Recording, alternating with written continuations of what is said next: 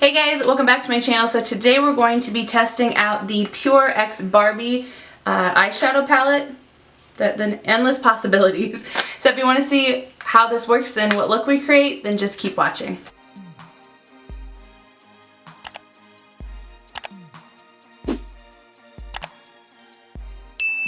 Okay, so like I said, we're going to review and test out the Pure X Barbie Endless Possibilities eyeshadow palette. So I got this from Ulta. It retails for $34 and it has 12 eyeshadows. This is what it actually looks like. I mentioned this in my haul video, but this stinks. It must be the adhesive, but it's so gross. The inside smells great though. Open. So this is what the inside looks like. Oh, hello. It's got a huge mirror, which is nice. Oh, you can see my computer over there. So it's got a lot of, you know, fun colors, Barbie colors, I guess you would say. But I think what I'm going to do is this is a fun palette, but I actually think I'm going to play it safe because I notice a lot of people stray away from palettes like this because they don't think they're usable. However, this top row, oh, let me get my finger away. Bitch. Beach! This top row is neutral, so it's very easy to wear, and then you could use, oh, I stabbed that. And then you could use the other colors as like pop-up colors if you're not comfortable playing with color. There's this color at the bottom that's just like calling my name, so I really want to just, ooh, that is straight glitter. Oh my gosh.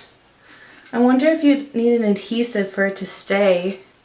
I mean, like, it's gritty. Ooh, look at that, 1959. What the heck? It had so many purple glitters, like you can still kind of see them on the outside. It looks like it's almost all the glitter was on the top. There's still glitter in it. I don't know if it's gonna show. It's just a lot more sparse than the pan looked. I feel like I could easily go pink, but like I said, I really want to kind of just play with the neutrals and then do a pop of color since, like I said, I know a lot of people stray away from palettes like this, so let's just play with the neutrals for today. Add a pop of color. If you want me to play with it again but actually using more of the vibrant colors, let me know.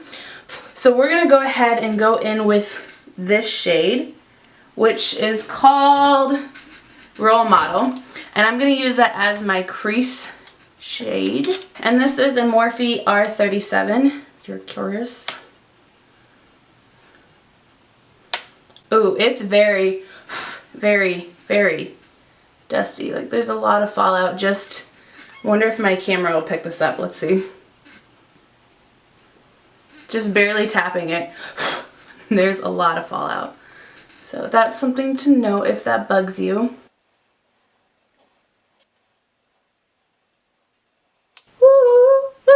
Come on, Barbie, let's go party. Ah, ah, ah. I will say, even though there's fallout in the pan, I haven't had any fallout on my face yet. So that's good to know. Okay, I'm tired of blending. Can we just quit? Oh, by the way, I have like these little dots over here, over here. There's 3 right here, but they're kind of gone down a little, but these are still raised. So I'm pretty sure I had a slight allergic reaction to the Anastasia foundation because it's the only thing I have been wearing lately. I wore it at least I think 4 days in a row because I wanted to test it different ways before the review came out. So that way in the description I could put if it worked trying it different ways. And I think it broke me out. I never knew that these bumps meant you were having a reaction. I just thought I was getting zits, which I don't get zits very often. I get hormonal zits though. And these never, they like come up, but then they don't fully come out. So I don't know. I heard one person say that the bumps are a reaction, allergic reaction. So if that's true, then that means I had an allergic reaction to it. So something to keep in mind. I think I'm going to try to take it back. I'm going to grab a flat shader brush. So this is just a Wet n Wild one.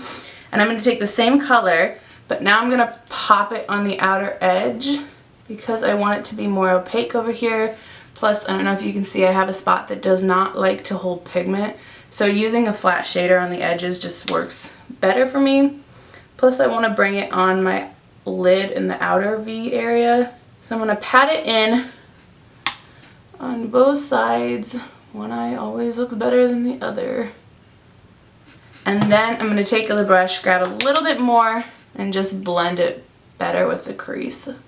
Okay, now let's go in with a smaller brush. So this is the Morphe M433. And I'm going to take the deep brown shade, which is called Vintage, this shade right here. And we're going to use that to deepen up my crease. Woo! That was a lot, and barely anything's on here. All right. We're just going to take that in the outer V just for some more dimension.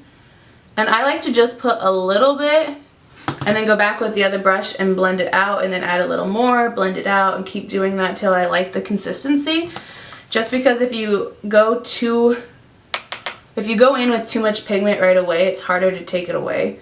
So it's easier just to start with a little bit and then keep blending it out and mixing it and building it up. Okay, let's go in with the lid shade. So it's called Empowered.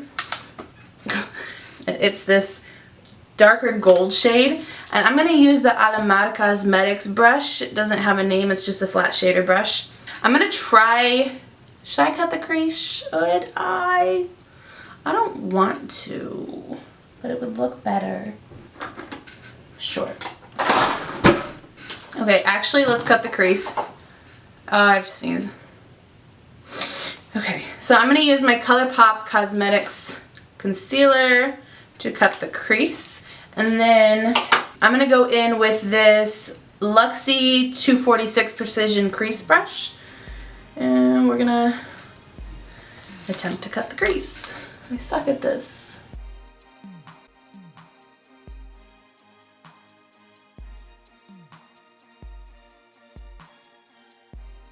Now that that disaster is over, let's just go ahead and put the eyeshadow on.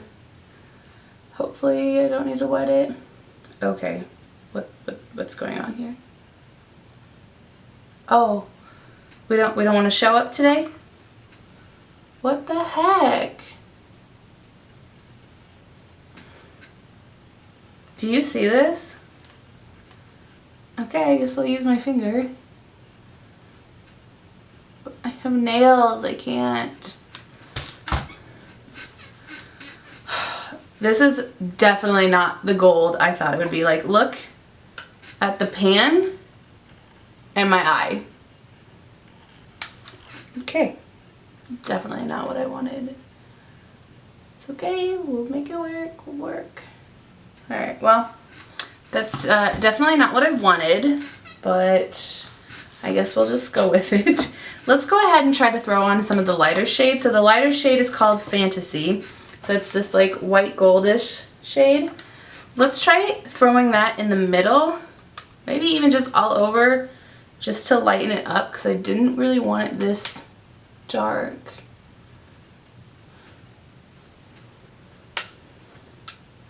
Okay, well, looks like it's actually a white pink shade. Oh, this is turning out to be a disaster. Yep. Alright, we'll just leave it. So, let's go for the lower lash line. What shade should we do? Oh, that would have been a pretty top coat, that pink. Ooh. Purple or a pink? Let's do a sparkle. Oh, that pink. But I feel like that wouldn't look good. Or the blue. Ooh, I like that blue. Okay, let's compare. Pink, purple, or blue. So here's the blue. I think it looks really good. Purple looks pretty good. Pink, I'm not really feeling it. Let's do the purple. Why not? Oh, there's definitely gonna stain. Oh my gosh, that pink has already stained my finger. Well, cool. Great fingers. let's go in with the purple shade. So that is Fashionista. So it is this shade down here, that one. Apparently I need to stop paying attention to doing my makeup and start paying attention to my camera because it died again. We're gonna just start over because I don't know what happened. So I went in with the shade Fashionista, which is this purple shade. And I used a flat definer brush. This is the Morphe Jaclyn Hill JH43 to get it right along my waterline so I have the most pigment. Then I used the Jaclyn Hill and Morphe JH39 brush to blend it out. And so that's how we got this. So I'm going to go ahead and do that to the other eye now. Ugh, this freaking camera needs to tell me when it stops recording. By the way, I noticed this purple is like a pink purple. So it's not fully purple, like I can see some pink coming through on it. Okay, let's take the Fantasy shade, so that's the first lightest shade here. And I'm going to use that as an inner corner highlight as well as the brow bone. I'm going to go ahead and do my lashes and lips off camera, so I'll be right back. Okay, so I went ahead and did my lashes and lips off camera. Lashes is the Too Faced Damn Girl. Just a heads up on that. I loved this at first. I still don't mind it, and I'm going to use it up because I bought it. But after the first use, when you take the brush out, there's just so much product on it that you have to keep like trying to get it off. It's just a hassle, and so then it kind of clenches, clumps, and whatever because there's so much product. But anyways, for lips, it's the Baby Jeffree Star in Celebrity Skin. Let's talk about this palette. Honestly, I think it's a decent palette. You obviously can get a natural look. Because that gold is a lot darker than it looks in the pan, you definitely didn't need to do the cutting of the crease. So you could just ignore that part if you wanted to create this. Excuse you, Tippy. So I do think it's a decent palette. If this is something you would wear color-wise, then I would recommend it. If it's not, which most people it probably isn't, then I feel like it's pointless because there's only 4 shades you could use. So yeah, that is all I have for this video. So thank you for watching, and I'll see you in the next one.